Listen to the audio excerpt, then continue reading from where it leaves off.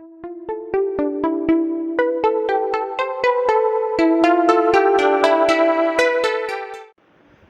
Students, instructive biology में आपका स्वागत है। अब हमारे चैनल का नाम इनोवेटिव बायोलॉजी से बदल के हमने रखा है इंस्ट्रक्टिव बायोलॉजी, तो इसमें आपका स्वागत है।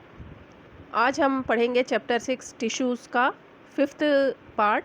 हमने 4th पार्ट पहले कंप्लीट कर चुके थे और 4th पार्ट में हमने अभी तक देख लिया है कि प्लांट टिश्यू क्या है, एनिमल टिश्यूज़ क्या है। एनिमल टिश्यू में हमने एपिथेलियल टिश्यू देख लिया, उसके बाद हमने सेकेंड कनेक्टिव टिश्यू भी देखा था। कनेक्टिव टिश्यू हमने कल पहले वाले जो पार्ट है उसमें कंप्लीट कर लिया था। और आज हम नया जो टाइप लेके आए वो है मस्कुलर टिश्यू। मस्कुलर टिश्यू से ही समझ में आ रहा है कि ये मसल्स में जो मसल्स जो है वो इस टिश्यू ये जो है वो मसल्स टिश्यू होता है, अर्थात इसमें कई मसल्स जो होती है वो भाग लेती है ये टिश्यू बनाने में। ठीक है, अर्थात हमने जैसे पहले ही बताया कि ग्रुप ऑफ सेल्स जो होते हैं वो जो कि एक ही फंक्शन स्पेसिफाई फंक्शन को परफॉर्म करती है वो टिश्यूज़ बनाती है और एक विभिन्न तरह का टिश्यू बनाती है जिसको क्या कहते हैं, मस्कुलर टिश्यू। ठीक है, तो इसमें लिखा है जैसे muscular tissue consist of elongated cells. इसमें क्या है, लंबी लंबी सेल्स होती हैं और जिसको क्या कहते हैं, मसल फाइबर्स। ये जो दिख रहे हैं ये क्या कहलाते हैं, मसल फाइबर। ठीक है, और इन मसल फाइबर्स के द्वारा ही हम ये कह सकते हैं कि ये जो मसल्स होती हैं वो जुड़कर क्या बनाती है, मस्कुलर टिश्यू बनाती है। This tissue is responsible for movement in our body. अब ये टिश्यू क्या करता है, हमारी जो बॉडी है उसमें क्या करता है, मूवमेंट में हेल्प करता है। जैसे हम चल सकते हैं, बैठ सकते हैं, दौड़ सकते हैं, ये सभी किसके द्वारा होता है, मस्कुलर टिश्यू के द्वारा होता है। जैसे इसमें दिखाए गए हैं मस्कुलर टिश्यू में इतनी सारी जो मसल्स यहाँ दिखाई गई हैं A, B और C, तो ये तीनों मसल्स जो होते हैं वो मिलकर ही क्या बनाते हैं, मस्कुलर टिश्यू। सबसे पहले हम देखेंगे कि कौन सा वाला है tissue. We can move some muscles by conscious. जो हम कुछ जो मसल्स होते हैं वो अपने विल के द्वारा, विल का मतलब होता है अपनी इच्छा के द्वारा ही हम उसको चला सकते हैं। जैसे muscles present in our limbs. Limbs का मतलब होता है पैर। अगर हम पैर की मसल्स को चलाना चाहें, यानी हमें कहीं जाना हो तो हम उसकी मसल्स यूज़ करते हैं। और हम को यदि बैठना है तो हम उसको तो वो जो मसल्स होती है वो स्टॉप हो जाती है, वर्क करना बंद कर देती है। तो ये हमारी इच्छा से ही वो चलती है और हमारी इच्छा से ही वो स्टॉप होती है।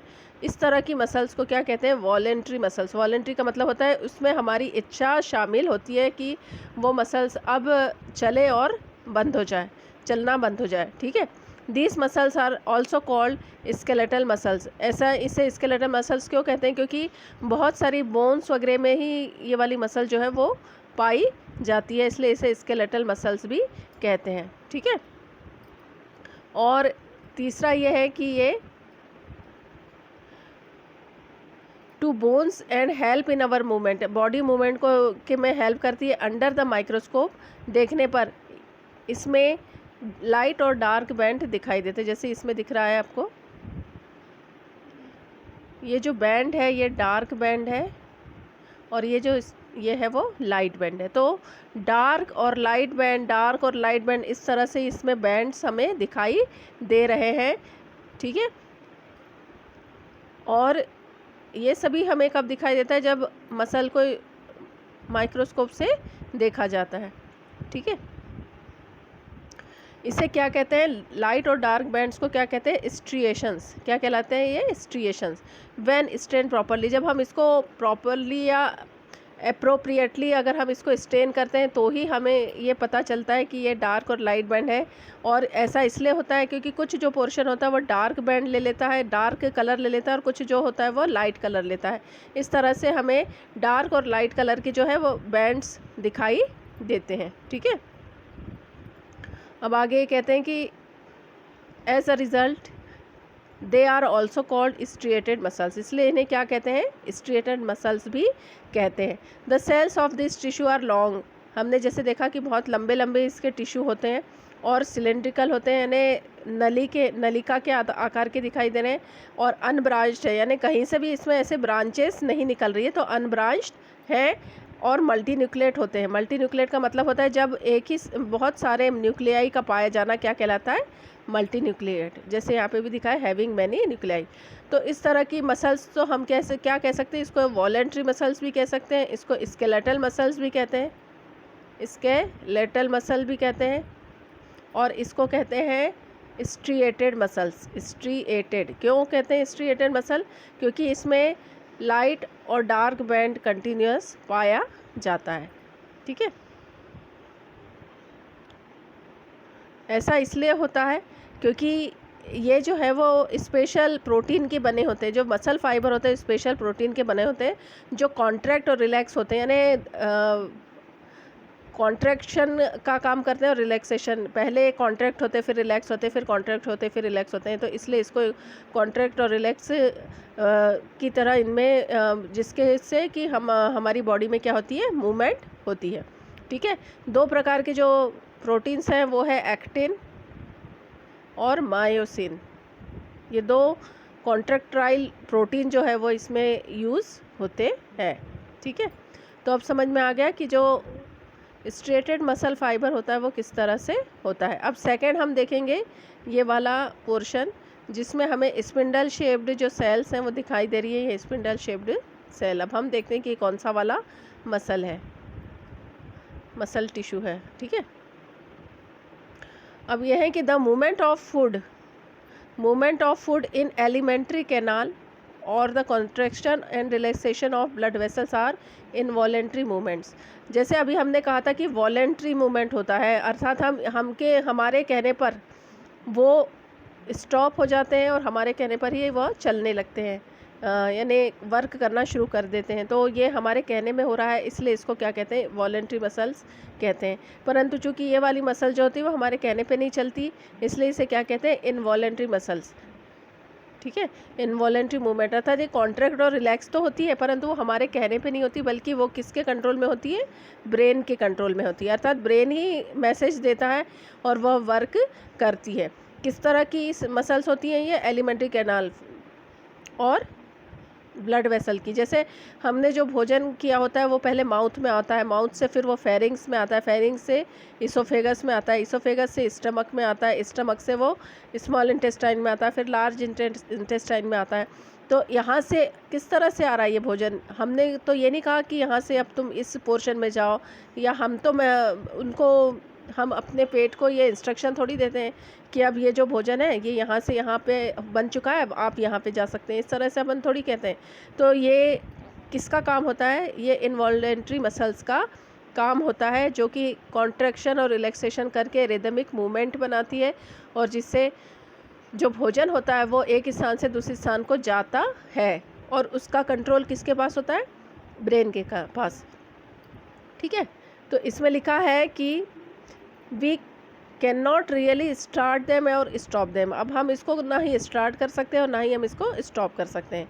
ठीक है, तो इसे क्या कहते हैं, स्मूथ मसल्स। दिख रही है ये स्मूथ मसल, क्योंकि इसमें जो लाइट और डार्क बैंड कहीं भी दिखाई नहीं दे रहे हैं, तो इसलिए ये क्या है, एक स्मूथ मसल दिखाई दे रही है। इसका शेप कैसा होता है, स्पिंडल शेप, जैसे मैंने पहले बताया स्पिंडल शेप की होती है और एक यूनिन्यूक्लिएट लिए हुए होती है।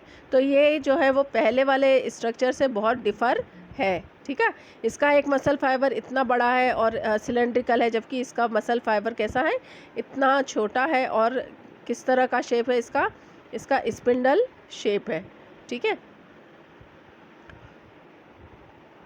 और इस तरह से इसके भी तीन नाम क्या हो सकते हैं, एक तो स्मूथ मसल्स, इनवॉलेंट्री मसल्स, ठीक है, और अनस्ट्रिएटेड मसल, इसको हम अनस्ट्रिएटेड मसल भी कहते हैं। तो इसके भी तीन नाम हो सकते हैं, smooth, involuntary and unstriated muscles. ठीक है, ये कहाँ कहाँ और पाई जाती है, they are also found in iris of the eye. जो हमारी आई है, आई का जो एक पार्ट होता है आइरिस, उसकी जो मसल्स होती है वो भी इसी की बनी होती है। इसके साथ ही यूट्रस, जो यूट्रस होता है फीमेल रिप्रोडक्टिव ऑर्गन जो होता है यूट्रस, उसकी जो सेल्स हैं वो भी, जो मसल्स है वो भी ऐसी ही बनी होती है। The bronchi of the lungs, lungs का जो ब्रोंकस होता है, ये जो इसमें जो दो लंग्स यहाँ से निकलते हैं, तो ये जो ब्रोंकस होता है वो उसकी जो मसल्स होती वो भी ऐसी ही होती है। अब मैंने जैसे पहले ही बताया था कि the cells are long and with pointed ends, यानी स्पिंडल शेप्ड होती है और यूनिन्यूक्लिएट होती है और हैविंग सिंगल न्यूक्लियस। यूनि का मतलब होता है सिंगल, तो उसमें सिंगल न्यूक्लियस जैसे हमने दिखाई दे रहा है कि सिंगल न्यूक्लियस ही होता है, मल्टी न्यूक्लिएटेड स्ट्रक्चर नहीं होता। They are also called unstriated muscle, जैसे मैंने पहले ही बताया था कि चूँकि इनमें लाइट और डार्क बैंड नहीं होते हैं, जैसे इनका ऐसे कोई मसल फाइबर भी नहीं और जिसमें लाइट और डार्क बैंड हो, ऐसा भी कुछ नहीं है, अतः ये क्या कहलाती है, अनस्ट्रेटेड मसल्स कहलाती है। ठीक है, तो दो जो मसल्स हैं वो हमने देख ली। इस तरह हमने दो मसल्स तो देख लिए, एक है वॉलेंट्री और इनवॉलेंट्री मसल्स। ठीक है, अब हम थर्ड मसल्स का देखेंगे जो है कि हार्ट की मसल्स, जो यहाँ पे दिखाई दे रहा है आपको, ये मसल्स कौन सी होती है, हार्ट में इस तरह की मसल्स पाई जाती है। तो इसमें देखते हैं कि the muscles of the heart show rhythmic contraction and relaxation, यानी मसल्स जो हार्ट की मसल्स होती है वो लगातार रिलैक्स करती है, कॉन्ट्रैक्ट होती है, फिर रिलैक्स होती है, फिर कॉन्ट्रैक्ट थ्रू आउट लाइफ, यानी जब तक किसी इंसान की जीवित रहता है यानी इंसान, तब तक उसका हार्ट काम करते रहता है। ये वाली मसल जो कहलाती, क्या कहलाती है अभी, इनवॉलेंट्री मसल्स कहलाती है, क्योंकि ये भी हमारे कंट्रोल में नहीं होती, बल्कि किसके कंट्रोल में होती है, ये ब्रेन के कंट्रोल में होती है। वही सिग्नल भेजता है और इस तरह से हार्ट बीट जो हमारी थ्रू आउट लाइफ तक चलती है वो किसके कारण होती है, इनवॉलेंट्री मसल्स के कारण। इन्हें क्या कहते हैं, इनका दूसरा नाम है कार्डियक मसल्स। क्या कहलाती है ये, कार्डियक्स। ये इसका जो स्ट्रक्चर होता है वो दोनों से डिफ़र होता है। ठीक है, ये कैसी होती है, सिलेंड्रिकल होती है, यानी पहले जो वॉलेंट्री मसल्स जैसी सिलेंड्रिकल तो दिख रही है, लाइट और डार्क बैंड भी इसमें दिख रहे हैं, परंतु यूनिन्यूक्लिएट होती है, ये मल्टी न्यूक्लिएट नहीं होती। ठीक है, तो ये दोनों के बीच की है, यानी दोनों के ही इसमें गुण आ गए हैं। ठीक है, या अर्थात ये स्केलेटल मसल जैसी सिलेंड्रिकल और बैंड लिए हुए हैं, डार्क और लाइट बैंड, और इनवॉलेंट्री मसल जैसे ये यूनिन्यूक्लिएट है, तो दोनों के ही इसमें गुण आ गए हैं। ठीक है, या होते हैं। हार्ट मसल जो है वो, heart muscle cells are cylindrical branched and uninucleate, यानी इसमें ब्रांचेस भी हम देख रहे हैं, जबकि स्केलेटल मसल्स में कोई भी ब्रांचेस नहीं थी, ब्रांच्ड नहीं था वो। स्मूथ मसल तो है ही नहीं ब्रांचेस, और इसमें देखो ये इस तरह से ब्रांच्ड है, यानी इसमें से ये ब्रांचेस निकल रही हैं। ठीक है, तो ये इन्होंने क्या कहा है कि जो हार्ट मसल्स होती है, जो कि कार्डियक मसल्स भी कहलाती है, ये क्या होती है, सिलेंड्रिकल होती है, ब्रांच होती है और यूनिन्यूक्लिएट होती है। ठीक है, तो इसमें उन्होंने यही कहा है कि compare the structure of different types of muscular tissues, note their shape, number of nuclei and position of nuclei within the cell.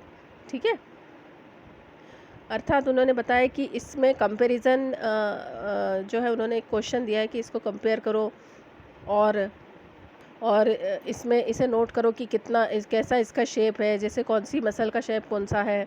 तो इसके लिए हम जैसे लिख सकते हैं कि यहाँ स्केलेटल मसल लिख लिए, यहाँ स्मूथ मसल लिख लिया, इनवॉलेंट्री मसल, और यहाँ कार्डियक मसल, और तीनों का हम ये बता सकते हैं कि क्या डिफरेंस है। उन्होंने बताया कि किस किस के इसमें डिफरेंट, यानी शेप के, पहले तो शेप कैसा है तीनों का, फिर उसमें नंबर ऑफ़ न्यूक्लियाई किसके हैं, पोजीशन कहाँ कहाँ होती है, nuclei within the cell, यानी उसमें किस तरह से न्यूक्लियाई पाए जाते हैं और कितने नंबर के होते हैं, ये सभी हम इससे अंतर से हम याद रख सकते हैं।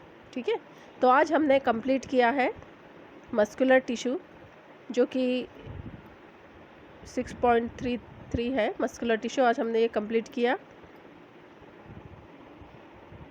अगले चैप्टर में हम नर्वस टिश्यू पे आएंगे। आज हमने यहाँ तक कंप्लीट कर दिया है। आपको ये वीडियो कैसा लगा, इसको लाइक कीजिए, शेयर कीजिए, इस चैनल को सब्सक्राइब कीजिए। अब इस चैनल का नाम आपको पता हो गया कि इंस्ट्रक्टिव बायोलॉजी हो गया है। ठीक है, बेल आइकन को दबाइए, जिससे नोटिफिकेशन जो समय समय पर आपको मिलते हैं वो मिलेंगे। Thanks for watching.